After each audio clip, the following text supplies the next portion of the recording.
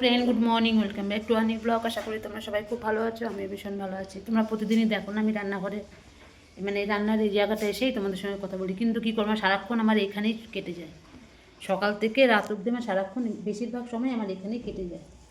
এই জন্য তোমরা আমাকে এখানেই দেখো, আর কিছু করার নেই। যাই হোক, বড়মশাই খেয়ে চলে গেছে, খেয়ে দিয়ে কাজে। আজকে আমি সকাল থেকে কিচ্ছু খাইনি, কারণ ভাত খেলেই আমার প্রচণ্ড ঠান্ডা লাগে। এখন দেখি একটা রুটি খেয়ে নেব, ঠিক আছে। সকালবেলা ডাল টাল সব করা হয়ে গেছে। কালকে বাঁধাকপি করেছিলাম, ডাল টাল আছে, বড়া টোড়া সব দিয়ে খেয়ে চলে গেছে। এখন কি করব, ভাতটা করব, পার্শে মাছ করবো। ওই যে মাছ ভিজিয়ে রেখে দিয়েছি, চালও ভিজিয়ে রেখে দিয়েছি। পার্শে মাছটা করব, ভাতটা করতেই হবে। আর ডাল করা হয়ে গেছে। সকালবেলা আবার আলু কতটা সেদ্ধ দিয়েছি, ওই পেঁয়াজ ধনেপাতা কাঁচা লঙ্কা টঙ্কা দিয়ে না, খুব ভালো লাগে তেল টেল দিয়ে। সে কতটা মাখা করে দিয়েছিলাম, সে খেয়ে গেছে, আর কতটা প্রেশারের মধ্যে পুরো রয়েছে। দেখি এটা দিয়ে লঙ্কার চপ করে নেবো, এই হচ্ছে ব্যাপার। দেখি মেথি দিয়ে, মেথির শাক আর বেগুন দিয়ে ভাজা করব, বুঝতে পারলে। আজকে এই সব রান্না হবে। চলো শুরু করে দিই রান্না বাড়ি, নাহলে তো হবে না, অনেক দেরি হয়ে যাচ্ছে আস্তে আস্তে। ঠিক আছে, দেখতে থাকো। এখন মাছগুলো কাটবো, কখন ভিজিয়ে রেখেছি। এখন মাছগুলো কেটে মাছটা বসিয়ে দিই একদিকে, একদিকে ভাত বসিয়ে দিই, দেখতে থাকো। এই দেখো, আমার মাছ কাটা হয়ে গিয়ে মাছ আমার রান্না হয়ে গেছে। এই যে মাছ রান্না হয়ে গেছে, ধনেপাতা দিয়ে দিয়েছি, পার্শে মাছ করেছি, আর একটু করে টানাতে হবে। ভাতও হয়ে গেছে, সকালে তো ডালও করে নিয়েছি। এখন করব মেথির শাক ভাজাটা। এই যে মেথির শাক ভাজা বেগুন দিয়ে করব, কেটে দিয়েছি, ঠিক আছে। এই করবো, আর একটুখানি বেগুন কেটে বেগুন ভাজবো। আগে মেথির শাকটা বসিয়ে দিই, তারপরে আবার বেগুন কাটবো। মানে একটা হচ্ছে আর একটা আমি রেডি করে রেখেছি, মানে এটা নামাবো আবার এটাও বসাবো, বুঝতে পেরেছো। এই হয়েছে ব্যাপার। এই মাছটা হয়ে গেলে এখনই নামাবো। মাছ আমার হয়ে গেছে, ভাত তো নামিয়ে ফেলেছি, ভাত হয়ে গেছে অনেকক্ষণ আগে, ঠিক আছে। মাছগুলো কাটতে তো কত সময় লাগে, কত সময় মাছ কাটতে, মানে কী বলবো। তার মধ্যে মেশিনের মধ্যে দিয়ে দিয়েছি বিছনা চাদর টাদর সব, মেশিনে কাঁচা হচ্ছে। ওই গরম জলও মেশিনেই করে দেবে। সকালবেলা এক বালতি এক গামলা মেলে এসেছি, অর্ধেক শুকিয়েও গেছে, আবার মেশিনের মধ্যে দিয়ে দিয়েছি সব। বিছনা চাদর বালিশের ওষাধ টোষাধ দিয়েছি। এখনও দুটো কম্বল দিতে হবে, লেপের ওষাধ দেবো, কম্বলের ওষাধ দেবো। এটা হয়ে গেলে আবার ওগুলোকে ভরবো, বুঝলে। এই হয়েছে ব্যাপার। ওই যে কাঁচা হচ্ছে, গরম জল দিচ্ছি বলে আর একটু দেরি হচ্ছে, মানে গরম জল ওখান থেকেই দেওয়া হয়েছে, মেশিনেই গরম জল হয়ে যাচ্ছে, ঠিক আছে। এটা হয়ে গেলে এবার এটা না বসাবো।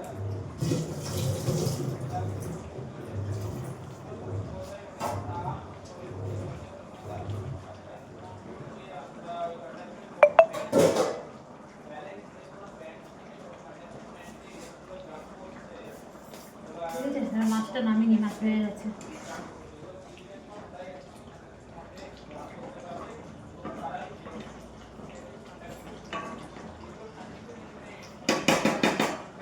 একটুখানি টানাবো, তারপরে এই করতে করতে সময় বেলা বেরিয়ে যায়, কী করবো। এত সময়ের অভাব, এত সময়, একা হাতে সব কিছু করতে হয় না, প্রচণ্ড মানে খাটনি পড়ে যায়। ঘরের সমস্ত কাজ, কাচাকুচি, বাসন ধোয়া, রান্না করা, ছেলের ওদিকে দেখা, ফেড আপ হয়ে গেছি, ঠিক আছে। চলো মাছটা নামিয়ে এবার শাকটা বসাই। শুভ সন্ধ্যা বন্ধুরা। এই দেখো, এখনো পর্যন্ত আমি লেপের তলায় বসে রয়েছি। ছেলে পড়তে গেছে আজকে, ছেলে আজকে ইংরেজি পরীক্ষা আছে, স্যারের কাছে পরীক্ষা দিতে গেছে। কখন গেছে আমি টেরও পাইনি, আমাকে ডাকিও নি, ডেকেছিলো হয়তো আমি শুনিনি। মানে এত পরিশ্রম হয় না, শুয়েছি যে ঘুমিয়ে গেছি, উঠে দেখছি ছেলে নেই, ছেলে পড়তে গেছে। গায়ে কী যে দিয়ে গেছে আমি কিছুই জানি না, সোয়েটার পরে গেছে কি না কে জানে কি করেছে। যাই হোক, গেছে পরীক্ষা পরীক্ষা দিতে ইংরাজি। আজকে আর ফিজিক্স পড়তে যায়নি, কারণ আজকে তো দৃশ্যতে পড়া ছিল, আজকে ওটা যায়নি পড়তে, আগে এটা দিতে গেছে। কারণ ইংরেজি স্যার জমের মতন ভয় পায়, ইংরেজি স্যারকে ভীষণ ভয় পায়।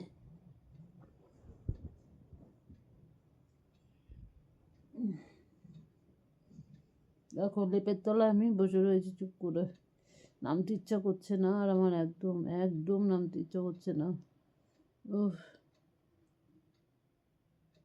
শুয়েছে যে কখন ঘুমিয়ে গেছে টেরও পায় না। সকালবেলা উঠি সেই 8:30 দিন পরিশ্রম তো আর একটু ইচ্ছে করে না, মনে যে একটু ঘুমাই। এই দেখো না, উঠে আবার কত কাচতে হবে। এই তোমাদেরকে দেখায়নি তো কত যে কেচেছি, কত কেচেছি, সারাটা জায়গায় ভর্তি। বিছনার চাদর আর বালিশের ওষারগুলি খালি মেশিনে দিয়েছিলাম। ও যা সময় নেয় তার থেকে মনে হয় আমার হাতে মনে হয় আরও বেশি কাঁচা হয়ে যায়।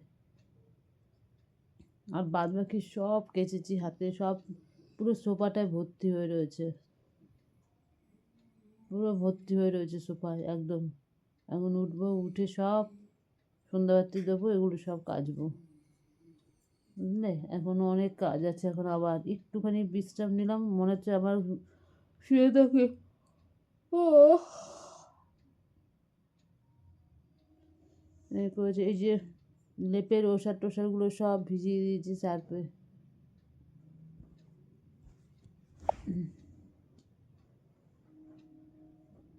কারণ নোংরা হয় না, লেপের ওষার কম্বলের ওষার সব ভিজিয়ে দিয়েছি সার্ফে। এই কেচে দেবো, সকালবেলা মেলে দিলে শুকিয়ে যাবে। কত কেচেছি, কত কেচেছি গো, ভালো লাগছে না, একদম ভালো লাগছে না। সেই দুপুরবেলা খেয়েছি, কত দেরি হয়ে গেছে আজকে খেতে খেতে। খেয়ে দিয়ে বাসন টাসন ধুয়ে শুয়ে পড়েছি, আর তোমাদের সাথে কোনো কথাই হয়নি আমার। আর ছেলেবাজি অনেক দেরি করে খেয়েছে। কী করবো, কোন দিকে যাব, অনেক কাজ থাকে, অনেক কাজ, মানে দিশাহারা হয়ে যায় গো আমি। এর জন্য না দেরি হয়ে যাচ্ছে, কোন দিকে করব, মানে আমি আর নিতে পারছি না, এত দিকে সমস্ত কাজ না আমি আর নিতে পারছি না, প্রচণ্ড চাপ পড়ে যাচ্ছে আমার। ঠিক আছে, যাই গিয়ে সন্ধ্যাবাতিটা দিই, দিয়ে টিয়ে গায়ে আরেকটা সোয়েটার দিয়েই যা গরম নাইটি পরেছি, তারপর আরেকটা সোয়েটার দিই। বাবারে বাবা, কি ঠান্ডা লাগছে। ও ঠিক আছে, আসি, তারপরে সন্ধ্যাবাতি দিয়ে টিয়ে আসি, আবার কত কাজ আছে, আর ইচ্ছা করে না আমার উঠতে, ভালো লাগছে না একদম। ঠিক আছে, পরে আবার আসছি।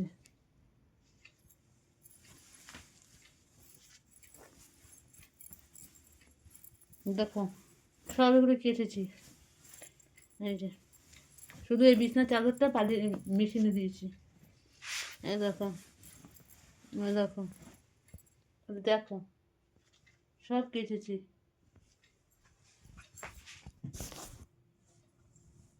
আর কত বলো, আর পাচ্ছি না, প্রচণ্ড কষ্ট, প্রচণ্ড কষ্ট।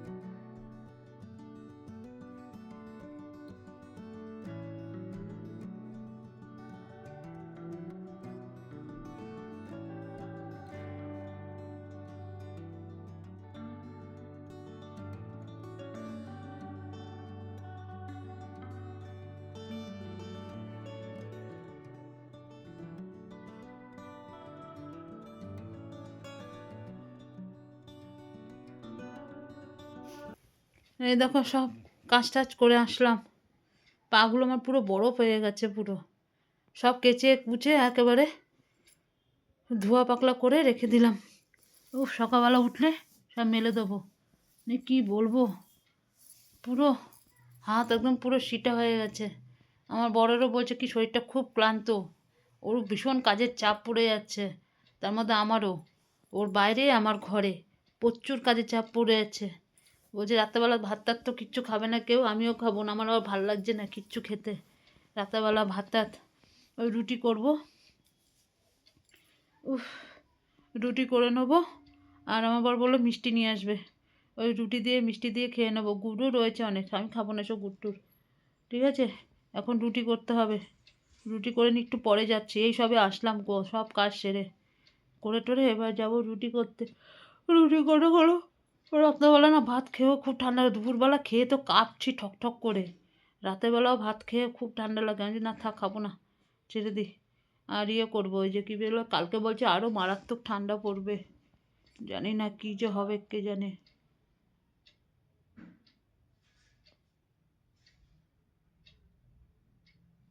ছেলে পড়তে গেছে, এখনো তো আসলো না।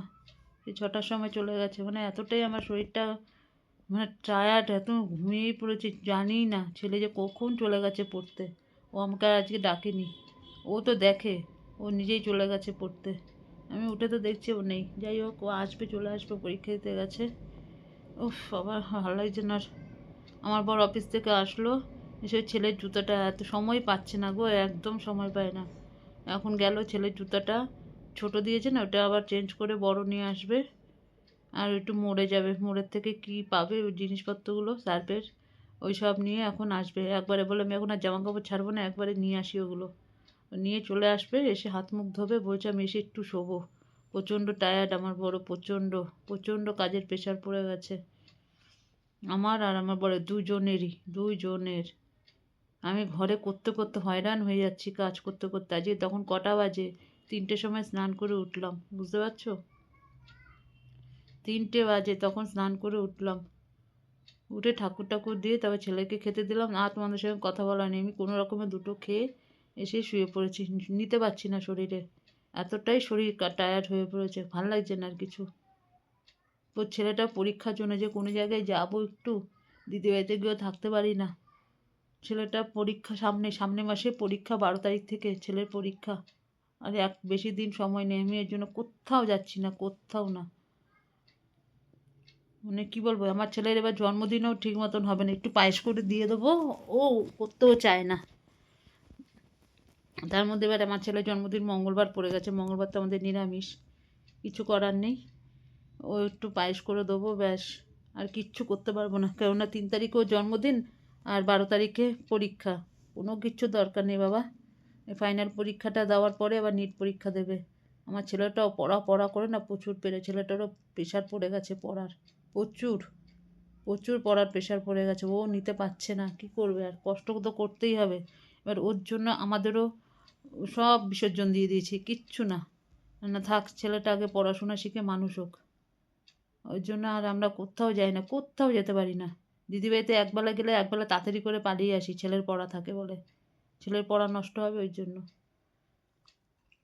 যাই হোক, আর কি করা যাবে। গেছে আমার বর, একটু পরে গিয়ে আমি কটা রুটি করে নিই, রুটি করে খেয়ে দে মানে আবার গিয়ে শুয়ে পড়ি। ভালো লাগছে না একদম, শরীর খুব ক্লান্ত, খুব ক্লান্ত শরীর, পাচ্ছি না। তার মধ্যেই ঠান্ডা আরও শেষ করে দিচ্ছে আমাদেরকে। শুধু আমাদের বলে না, প্রত্যেকেরই কষ্ট হচ্ছে। যারা বয়স্ক বৃদ্ধ, তারপরে বয়স্ক লোকরা, তাদের কি কষ্ট হচ্ছে ঠান্ডার মধ্যে। আমার বাবাটাও খুব ঠান্ডায় নিতে পারতো না, আমার বাবা খুব কষ্ট পেত ঠান্ডায়। কষ্ট পেতে বলতে কি, সব কিছুই গায়ের মধ্যে দিত, কিন্তু ঠান্ডাটা সহ্য করতে পারতো না। আমার বাবা গরম সহ্য করতে পারতো, ঠান্ডা সহ্য করতে পারতো না।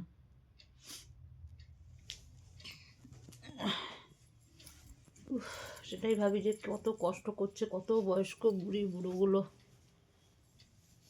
তাও আমরা ঘরে থেকে এত কিছু প্রোটেকশন দিয়ে তাও আমরা ঘরের মধ্যে থাকতে পারছি না, তাদের কত কষ্ট হয়। যাই হোক, অনেক কথা বলে ফেললাম, দেখি আমার বর আসুক, আবার পরে আসছি। বাবা ওখানে মিষ্টিটা আছে, নিয়ে নে। এই যে আমরা খেয়ে নিচ্ছি, দেখো আমি কি খাচ্ছি রাত্রেবেলা। গরম গরম চপ, সঙ্গে মুড়ি চানাচুর, পিঁয়াজ টিয়াজ দিয়ে মেখেছি, একটুখানি বিট লবণ টবণ দিয়ে একদম ঝাক্কাস করে, একটু ঝাল ঝাল করেছি কাঁচা লঙ্কা দিয়ে। এত ঠান্ডা, একটু ঝাল ঝাল খাই। আর ওদিকে খাচ্ছে সব রুটি, ওই যে সব খাচ্ছে রুটি, ওই যে ছেলের পাশে ছেলের বাবা, ওই যে দেখো, বুঝলে, ওরা খাচ্ছে রুটি, আমি খাচ্ছি এই। আমি তো রুটি খাবো না, সবাই রুটি খেয়ে নিচ্ছে। এ করে আসলাম, এখন এটা খাবো। ভাত টাত কিচ্ছু খেতে পারছি না ঠান্ডাতে।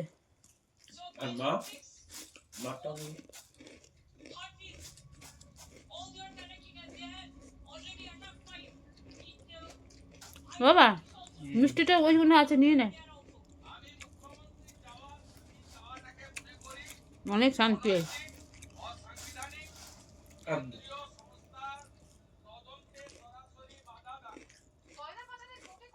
তো খাওয়া যায় কিন্তু খাচ্ছি।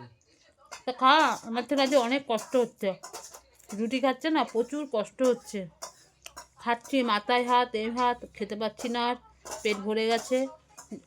এখন লুচি দাও, ঘপ ঘপ করে খেয়ে নেবে। সামান্য 3খানা পাতলা পাতলা রুটি দিয়েছে, খেতে পারছে না, খুব কষ্ট হচ্ছে আজকে।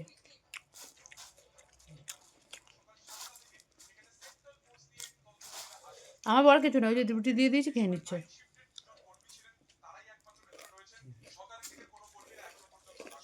হুম, কি ঝাল লঙ্কা, লঙ্কাগুলো তো খাবো। খুব ঝাল, আমাকে বলছিল লোক একটা খাও না, খুব ঝাল, 50 টাকা নিচে 1 কিলো। খুব ঝাল, খুব ঝাল। আমি একটা লঙ্কা দিয়েছি, তাই কি ঝাল। আর আমাকে বলছিল লোকটা, বলে খাও না, দে দে রাখ 20 টাকা।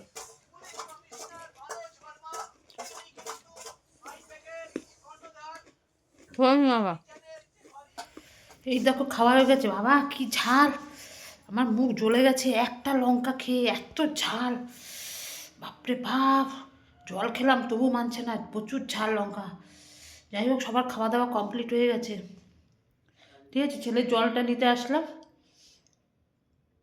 সব রান্না বান্না সব ঢুকিয়ে রাখলাম। কালকে খালি পালং শাকটা করবো, বা নাহলে শাকটা নষ্ট হয়ে যাবে, পালং শাকটা খালি কালকে করবো, ব্যাস। দেখেছো, আমি বললাম না, রাত্রেবেলা আমাদের কেউ খেতে চাইছে না, আমার ভালো লাগছে না একদম, প্রচণ্ড মানে অবস্থা খারাপ শরীরে। কালকে বলছে আরও ঠান্ডা পড়বে, জানি না কী করবো, যে কালকে কালকে মানে বরফ হয়ে যাবো জমে, ঠিক আছে। এখন যেতে পারলে, বিছনায় উঠতে পারলে বাঁচি। আজকের মতো ভিডিওটা এখানে শেষ করছি, কালকে আবার আসবো নতুন একটা ভিডিওর সাথে। আর আমার ভিডিও যদি তোমাদের ভালো লাগে, লাইক করো, শেয়ার করো, কমেন্ট করো, আর চ্যানেলটিকে সাবস্ক্রাইব করে দিও। আজকের দিনে একটা ভিডিও, মানে আজকে ভিডিও ছাড়িনি, মানে আজকে আমার এই ভিডিওটা কালকে যাবে, কিন্তু ভিডিও আজকে যায়নি।